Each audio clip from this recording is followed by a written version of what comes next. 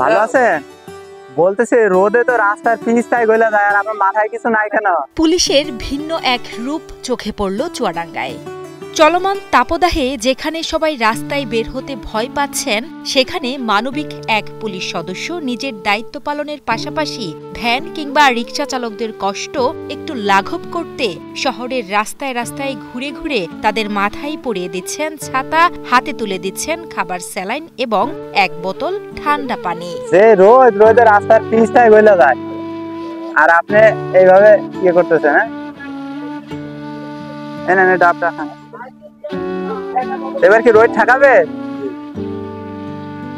চুয়াডাঙ্গা জেলা পুলিশের নায়েক ইসমাইল হোসেন গত ১ মাস ধরে নিজের ব্যক্তিগত উদ্যোগে অসহায় মানুষের মাঝে করছেন এসব বিতরণ।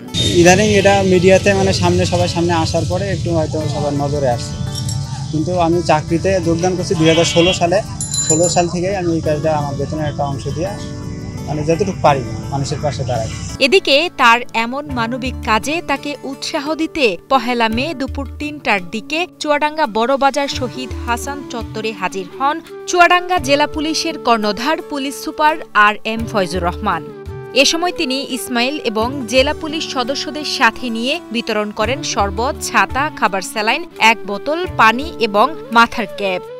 এটা শুধু ইসমাইলকে উৎসাহিত করা না, আমি বলেছি যে আমরা আমাদের মতো যারা আছে বা সমাজের যারা, এটা কিন্তু একটা কর্তব্যবোধ যে আমরা আছি, যেমনই আমাদের যারা একটু নিম্ন আয়ের মানুষজন তাদেরকে একটু স্বস্তি দেওয়ার জন্য সকল মানুষই এতে উৎসাহ উদ্দীপনা পেতে পারে এবং এটা যে করা যেতে পারে এবং এই কাজগুলো করতে অনেক অর্থ সম্পদের প্রয়োজন হয় না, শুধুমাত্র আপনার সহানুভূতিশীল দৃষ্টি এবং একটু আন্তরিকতা থাকলেই হয়। এই জিনিসটা দেখে পুলিশ সদস্য না, শুধু অন্যান্য যারা আছে তারাও উৎসাহিত হবে এবং আমরা মানুষ হিসাবে মানবিক কাজগুলোকে পরিচালনা করব।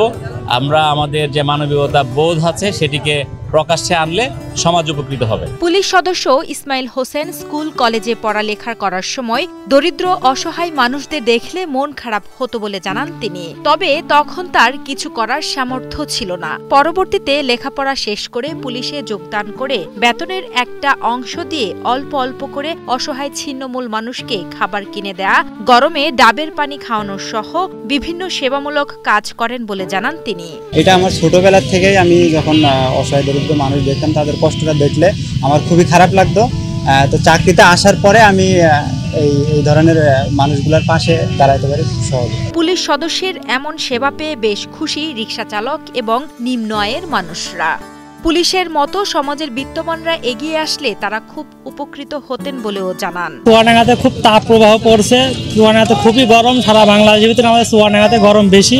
তো পুলিশরা আমাদের শরবত খাওয়াচ্ছে এবং ক্যাব দিয়েছে, এর আগেও দিয়েছে, ছাতা দিয়েছে।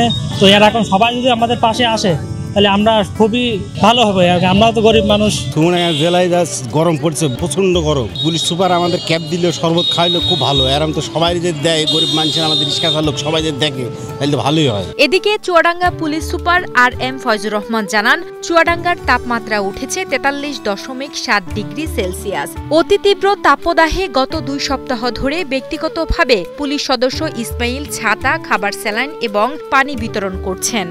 সমাজে যারা বিত্তবানরা আছেন তারা যদি এগিয়ে আসে তাহলে সমাজের এসব নিম্ন আয়ের মানুষগুলো ভালো থাকবে বলেও জানান তিনি।